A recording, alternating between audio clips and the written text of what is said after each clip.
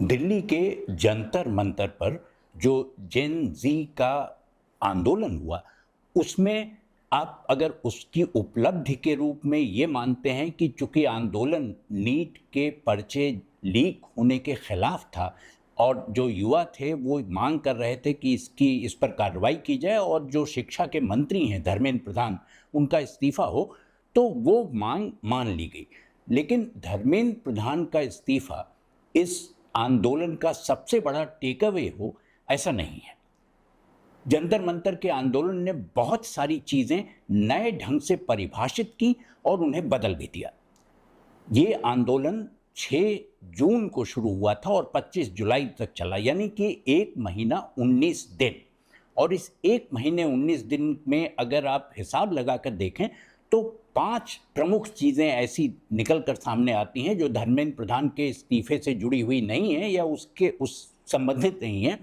वो बहुत महत्वपूर्ण है और उनके बारे में चर्चा होनी चाहिए। अवध पंच में मधुकर उपाध्याय का राम राम। जो पहली चीज जंतर मंतर के आंदोलन से निकल कर आई, 1 महीना 19 दिन चले आंदोलन से, वो जो प्रदर्शनकारी थे उनकी चारित्रिक दृढ़ता दिखाती है।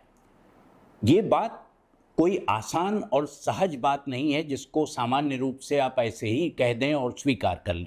1 महीना 19 दिन में जहां सारे लोग सड़क पर हों, सड़क पर ही सो रहे हों, वहीं बैठे हों, वहीं उठते हों, वहीं खाना खाते हों, और ऐसे में उनकी चारित्रिक दृढ़ता का एक उदाहरण ऐसा है जिसमें कहीं किसी ओर से किसी जगह ये शिकायत नहीं आई कि उन्होंने या आंदोलनकारियों में से किसी ने भी महिलाओं के साथ अभद्रता की हो, दुर्व्यवहार किया हो।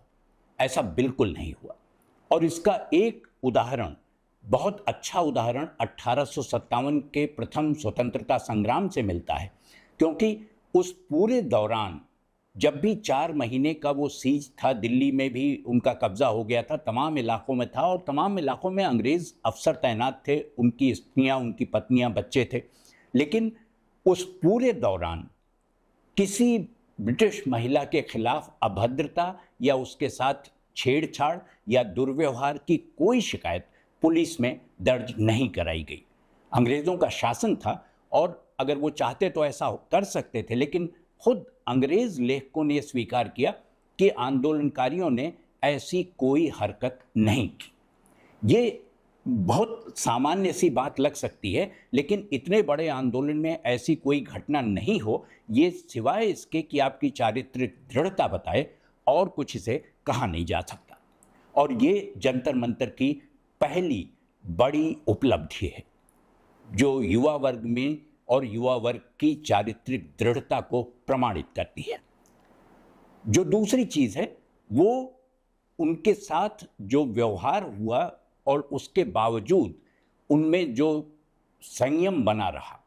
उन्होंने तमाम तरह से भड़काने की कोशिश की, सरकार की ओर से बहुत लाठीचार्ज हुआ, बैटन चलाए गए, पैलेट गन्स चलाई गई और दुनिया भर की चीज़ें ऐसी हुई, लेकिन छात्र उस तरह उत्तेजित नहीं हुए और न ही उन्होंने ऐसा कुछ किया।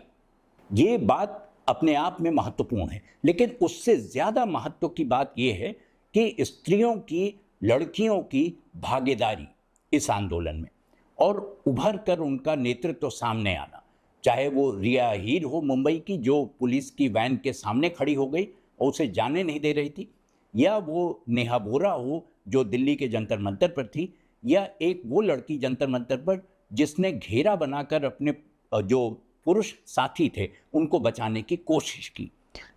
ये अगर आप इसको 1930 के महात्मा गांधी के नमक आंदोलन के साथ रख के देखिए तो उस समय स्त्रियों की भागीदारी एक अकल्पनीय चीज़ थी।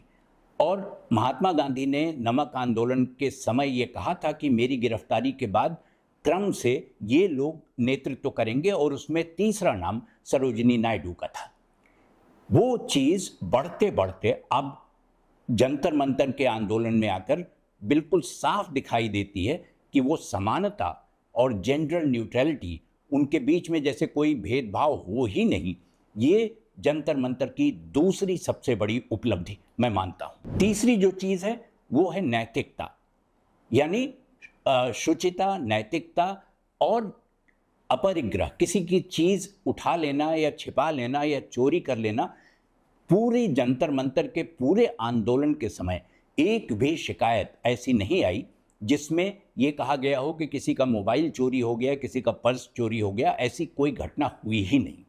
और ये अब फिर से एक बार जेन जी की पीठ थपथपाई जानी चाहिए कि उन्होंने एक आंदोलन किया जो खुले मैदान में था, आसमान के नीचे था और सब कुछ सबके सामने, सबकी आंखों के सामने था, लेकिन फिर भी ऐसा कुछ नहीं हुआ। जो चौथी उपलब्धि मैं समझता हूँ जेन जी के आंदोलन ने हासिल की, धर्मेंद्र प्रधान छोड़कर, वो सबसे बड़ी बात है कि संचार माध्यम पर एकाधिकार या उनका कब्जा या उसको उपयोग करने की उनकी क्षमता, वो इतना सारा बदलाव हुआ इस बीच में कि ये जो जनरेशन है, ये जिस पीढ़ी की हम बात कर रहे हैं, वो 2004 के बाद की पीढ़ी है जिसका जन्म ही इंटरनेट और मोबाइल फ़ोन के साथ हुआ है। तो उसके लिए ये कोई असामान्य अजूबा नहीं है। वो इसका इस्तेमाल करना बहुत खूबसूरती से जानते हैं और उन्होंने इसका प्रदर्शन भी किया। यानी अगर जेन जी ने आपको विवश कर दिया कि आप खुद, प्रधानमंत्री खुद उसी तरह से बनाकर रीलें और इंस्टाग्राम पर डालने लगें, तो ये जेन जी की कामयाबी ही मानी जाएगी और उपलब्धि मानी जाएगी कि वो सरकार को विवश कर सकती है कि वो उनके तरीके के संचार माध्यमों का इस्तेमाल करे। जंतर मंतर के आंदोलन में किसी भी समाचार चैनल को उस तरह का महत्व नहीं मिला जो वो हमेशा समझते थे कि उनका एकाधिकार है उस पर और वो जो चाहें वो कहेंगे और जो चाहेंगे उनके कहने पर वो लोग सुनेंगे और मान भी लेंगे। जेन जी ने उसे तोड़ दिया। यानी अब ये है कि आप संचार माध्यमों के अकेले एकाधिकारी नहीं हैं, आप सरकार होंगे, समाचार माध्यमों को नियंत्रित कर सकते होंगे, लेकिन जेन जी समाचार माध्यमों का, संचार माध्यमों का जिस तरह प्रयोग करता है वो आपकी समझ में आया ही नहीं। और ये जेन जी की बड़ी कामयाबी मानी जा सकती है कि उसने सरकार को इस मामले में झुका दिया। जो पांचवी चीज़ है जिसको लेकर सबसे ज़्यादा विवाद है, वो जंतर मंतर में इस्तेमाल की गई, उस आंदोलन के दौरान प्रयोग में लाई गई भाषा है। तमाम लोग कहते हैं कि ये भाषा अश्लील है, फूहड़ है, अभद्र है और इस तरह के शब्दों का इस्तेमाल नहीं करना चाहिए, खास तौर पर लड़कियों को तो बिल्कुल नहीं करना चाहिए। सवाल ये नहीं है कि भाषा क्या है, वो तो हमारे पुरखे बहुत पहले कह गए हैं कि भाषा बहता नीर है, नदी है जिसका पानी बहता जा रहा है, उसका प्रवाह है, वो बदल जाएगी।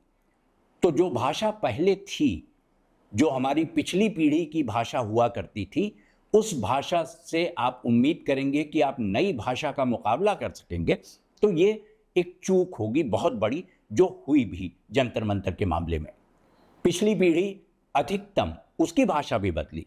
पिछली पीढ़ी से पहले OMG या ओ माई गॉड या LOL, लाफ आउट लाउड, इस तरह के शब्दावली, इस तरह के प्रयोग नहीं होते थे जो हमारी पिछली पीढ़ी ने कर दिया।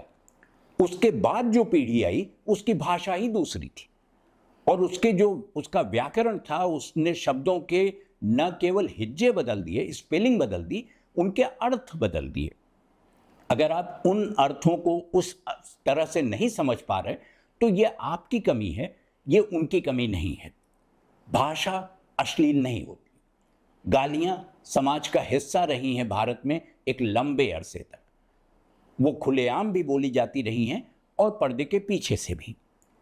राम विवाह के समय अगर पुराना आप याद करिए तो महाराज दशरथ और राम के विरुद्ध महिलाओं ने मिथिला की गालियां गाई थी और वो गालियां स्वीकार्य थी। तो ये समाज से आती हैं। जब एक बार मेरी भूतपूर्व प्रधानमंत्री चंद्रशेखर से बात हो रही थी और मैंने उनसे कहा कि जो इतने सारे लोग, अपराधी किस्म के लोग संसद में आ गए हैं, तो आप इनके विरुद्ध कार्रवाई क्यों नहीं करते? तो उन्होंने कहा कि ये संसद में नहीं आए हैं, ये कहाँ से आए हैं ये पूछिए। ये समाज से आए हैं और चूंकि समाज में ही अपराधी हैं तो ये उन्हीं का प्रतिनिधित्व कर रहे हैं। आप इनके विरुद्ध जाकर क्या कर लेंगे? आप समाज को समझे बिना किसी पीढ़ी को उसको खारिज करना या स्वीकार करना कैसे संभव मान लेंगे? ये नहीं हो सकता। भाषा को लेकर जो तमाम चीज़ें हैं वो ये कि इसका इतिहास और भी पुराना है। अगर 1857 को 170 साल लगभग हुए हैं, तो करीब 250 वर्ष पहले फ्रांस में क्रांति हुई थी। फ्रेंच रेवोल्यूशन कहते हैं इसे। 1789 की उस क्रांति में इसी तरह भाषाओं और शब्दों का प्रयोग किया गया था, और तमाम जो उस समय का शासक वर्ग था उसको समझ में नहीं आ रहा था कि ये भाषा, इसका मुकाबला कैसे किया जा सकता है। वो भाषा उनके लिए अजनबी थी। फ्रांस में इतिहास की किताबों में दर्ज है कि फ्रांस में आधी से कम आबादी, लगभग 35 से 40% लोग फ्रेंच बोलते थे, बाकी की भाषा दूसरी थी। वो ब्रेटन बोलते थे, वो ऑकिटन बोलते थे और एल्सेशियन बोलते थे। इन 3 भाषाओं के लोगों की संख्या मिलाकर कुल जो आभिजात्य वर्ग था फ्रांस का, उसके भाषा बोलने वाले लोगों से कहीं अधिक थी। लेकिन चूंकि ये लगा कि इस भाषा को समझना मुश्किल है, तो फ्रांस में एक आंदोलन जैसा शुरू हुआ और ये कहा गया कि इन भाषाओं को मिटा दिया जाए। ऐसा प्रयास 1857 के बाद अंग्रेज़ों ने भारत में भी किया था, जब उन्होंने 2-3 प्रमुख भाषाओं को मिटाने का प्रयास किया, जिसमें अवधी शामिल है, जिसमें बुंदेली शामिल है। बुंदेली के आला की उन्होंने लगभग हत्या कर दी, उसका मानकीकरण करने के नाम पर।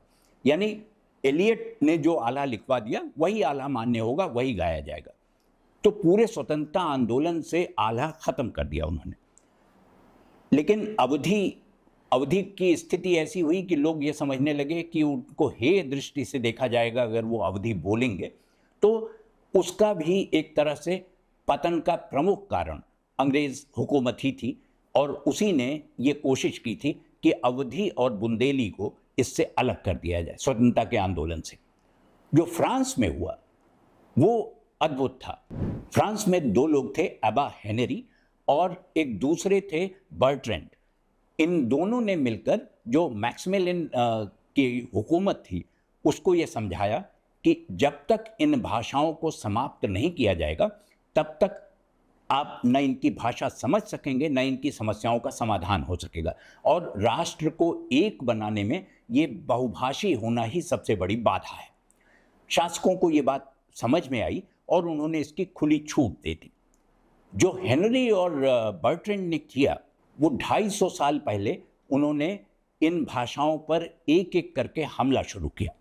ऑसिटॉन और ब्रेटॉन, ऑसिटॉन तो किसी तरह बच गई क्योंकि उसके बोलने वाले ज़्यादा थे। जो एल्सेशियन भाषा थी, जिसका जिक्र अल्सेस इलाके से होता है और वहीं से ये आती है, उसमें एक शब्द था टेरा। टेरा माने ज़मीन, और जो भी उनके विरुद्ध खड़ा होता था वो उसे टेरा को नुकसान पहुंचाने वाला मानते थे, पृथ्वी को नुकसान पहुंचाने वाला मानते थे। और उसी से तमाम अंग्रेज़ी के दूसरे शब्द बने जिनको आपने टेरर कह के इस्तेमाल किया। फिर वो उस अल्सेशियन भाषा से वो फ्रेंच में आए और फ्रेंच से अंग्रेज़ी में आए। हम वही टेरा, उसी धरती के लोगों की बात कर रहे हैं। कोई बर्ट्रैंड और कोई हेनरी उसको रोक नहीं सकता, क्योंकि भाषा सतत प्रवाहमान है और उससे लड़कर आप कहीं नहीं पहुंच सकते। आपको भाषा के साथ ही रहना पड़ेगा, उसी के साथ बहना पड़ेगा। स्वीकार करना पड़ेगा कि जेन ज़ी अगली पीढ़ी है और उसकी भाषा दूसरी है। आप बेहतर यह होगा कि उसे समझें और उस रास्ते पर चलने की कोशिश करें। आपकी अश्लीलता का जो दावा है, जो ठप्पा उन पर लगाने की कोशिश की जा रही है, वो किसी काम नहीं आने वाली, क्योंकि उनकी भाषा नहीं बदलने वाली।